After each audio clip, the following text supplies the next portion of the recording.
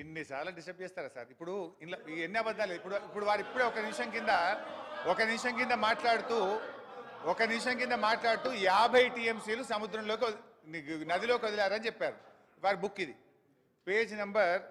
ఎన్ని అబద్ధాలు! రే రే రే రే గోబల్స్ నిజంగా వాళ్ళకి అవార్డు ఇవ్వాలి అధ్యక్ష. Page number 19 paragraph 1, 2, 3, 4 paragraph 5. గడిచిన 5 ఏళ్లలో కన్నపల్లి, అన్నారం, సుందిల్లా 162 టీఎంసీలు లిఫ్ట్ లేచి 30 టీఎంసీల నీళ్లను గేట్లు ఎత్తి కిందికి వదిలారు అని బుక్లో ఉంది. ఒక నిమిషం క్రితం మన ఉత్తమన్న లేచి 50 టీఎంసీలు వదిలిండ్రు అన్నారు. అంటే ఎవరి గోబల్స్ అధ్యక్ష?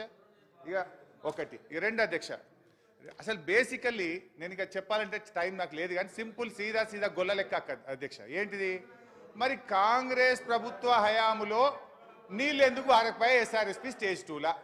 కేసీఆర్ వచ్చినాక మరి ఎందుకు 2 పంటలకు తుంగతుర్తి, కోదాడ, సూర్యాపేట, మహబూబాదు, డోర్నకల్లు పక్కాగా 2 పంటలకు నీళ్ళు ఎట్లా వారినాయి? కుల్లాయిగా.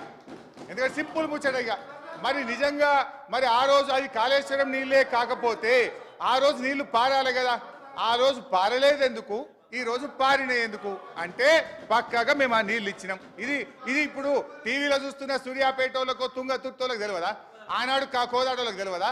ఆనాడు కాంగ్రెస్ ప్రభుత్వంలో నీళ్లు రాలేదెందుకు, కేసీఆర్ వచ్చినాకనే వచ్చినాయి ఎందుకు? గంతే ముచ్చట.